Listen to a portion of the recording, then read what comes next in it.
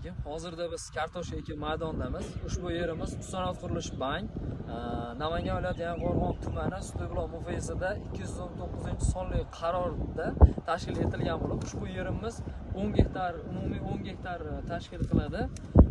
Ushbu yerga ekilgan kartoshka mahsulotimiz oliy navli hisoblanib, o'rtacha 90 kunda pishishi rejalashtirilgan bo'lib, ushbu kartoshkalarimizni hozirgi kunda o'z vaqtida sug'orish, tabiiy va mineral o'g'itlar bilan oziqlantirib kelinmoqda.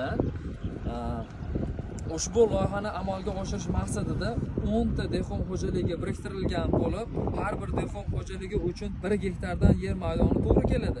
1 gektar yer maydoni uchun kutilayotgan o'rtacha hosildorlik hajmi 25-30 tonna tashkil qiladi.